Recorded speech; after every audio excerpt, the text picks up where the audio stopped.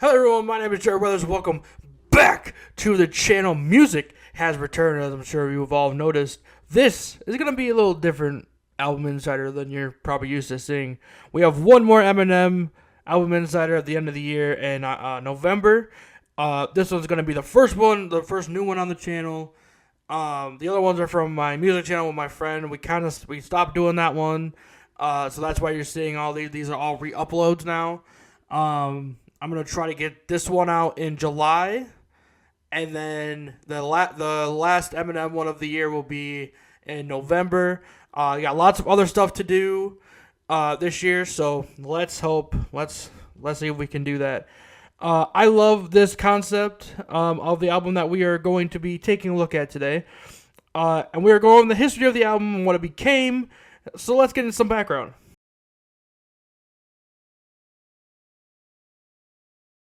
Welcome to his lowest rated album ever. Now, this came out in 2004 when Eminem was deep into his addiction. He wanted to go away for a bit and produce other acts like Cashers, Robert Creekwater, 50 Cent.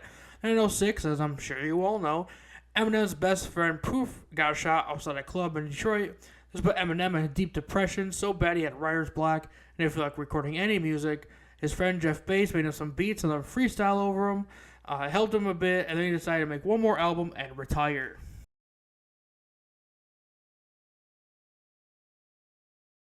Okay, so we're going to go through the track list, and I'll play snippets of the song so you can hear what it sounds like.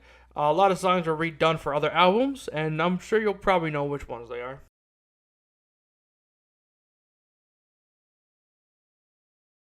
So this intro is actually on the next song on the official release. Basically, it's all the bad things happening from 05 to 07, from motorcycles getting really injured, to Eminem going to rehab, to canceling his European leg of his tour, to Toby Trice getting shot, to Proof getting shot, to Proof's funeral, and Switty McVeigh going to jail.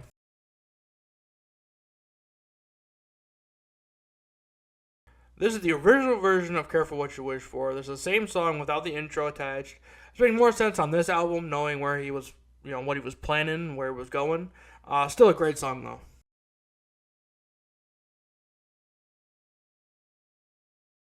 Now, on Genius, they add 50 Cent's I Get Money remix, but since these official albums on YouTube don't count it, I won't either.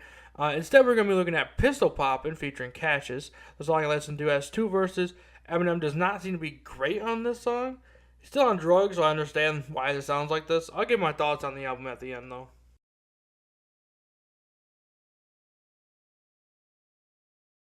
Now, on the official album I'm listening to, this is supposed to be a PSA like Eminem did a lot.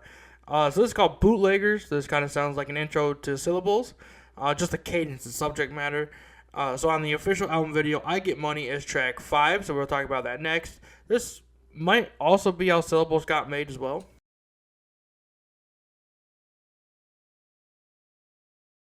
Now, with this I Get Money remix, I thought it was going to be the whole song, but I guess I was wrong on that one. Good verse, and again, this makes sense within the context of this album. I can see why this was not released, though.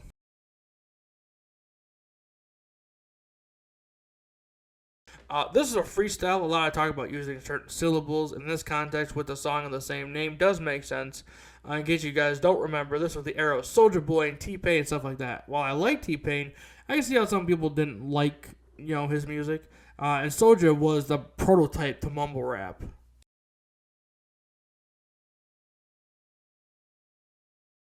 Now, 50 Ways is a track that samples the 1975 song called 50 Ways to Leave Your Lover by Paul Simon. And this song, it sounds like Eminem is talking to Paul Simon as his therapist. I think it sounds very much like that, actually. Okay, let's move on to track 8.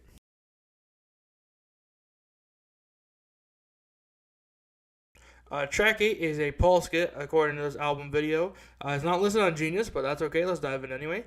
A typical Paul skit where he doesn't know where Eminem is and he's trying to find him.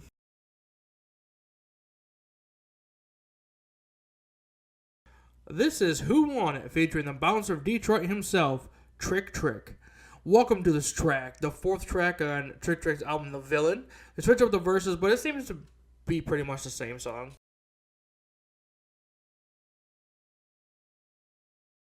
Okay, story time. When I was about 13 or 14, Spotify had released a new Eminem album. It was called Straight from the Lab. I do not remember a lot about this album, but I do remember it had a whole bunch of new songs. So I took a look and I listened.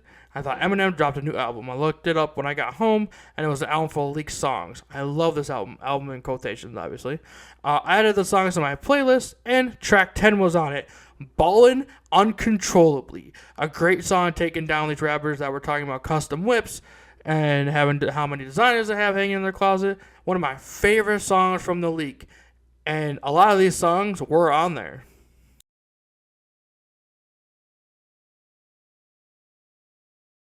We get a new Eminem skit where he calls Dre. He's not a fan of how rap is nowadays in 2007. I agree, it's excessive.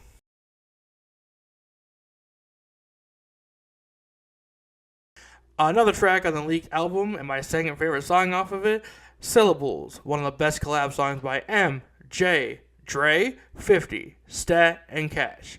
They all killed this track, and I wish so much that in 2029 we get a Relapse 2 and they officially release all of these songs. Please, someone at Shady Aftermath Interscope officially release these songs. We in the culture need these songs.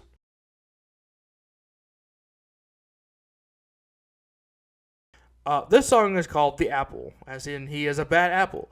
Verse 1 is about how he wanted approval from D12, this is the rise of the group, a predecessor to Stepping Stone on Kamikaze. Verse 2 is about how his mom is trying to tell him he had a sister, showing him fake pictures, just keep lying to him about this. Verse 3, he mentions layers. Apples do not have layers, that's onions. Onions have layers, ogres have layers. Layers.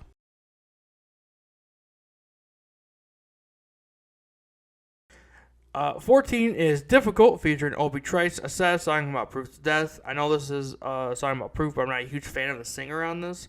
Eminem explains where the name Duty comes from. He's not really sure. He elaborates on recovery later about all that.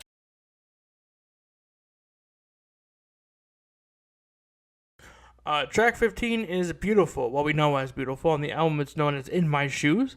This makes more sense than the name it has now. Now, you may not know, Eminem was actually high during the recording of the song. A surprising fact is it sounds like he's more remorseful about his drug use in this song.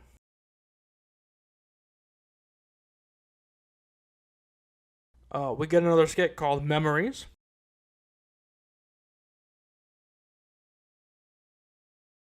This is a freestyle called Hip Hop Chop.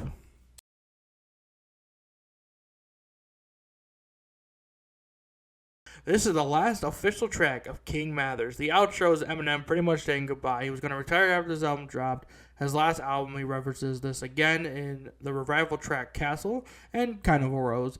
And we get a bonus track, another one of my favorites off of Straight from the Lab leak, GOAT.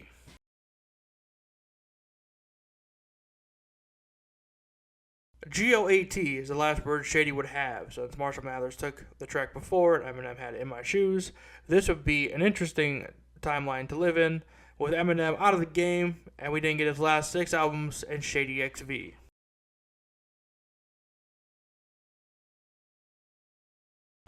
I know a lot of these were demos since they hadn't been officially released, but I can see why Dre scrapped this album.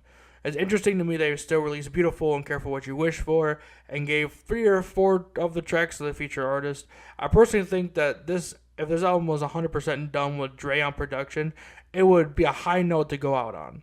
But I am glad Dre scrapped this project in favor of Relapse, the most anticipated album of 2009. Anyway, those are my thoughts. Tell me what version of the album did you listen to and what did you think of it. The one I listened to will be linked in my description, and thank you for watching. Please like the video and subscribe. I'm trying to get to 1,000 subs before the end of the year. Thank you, and I'll see you next time.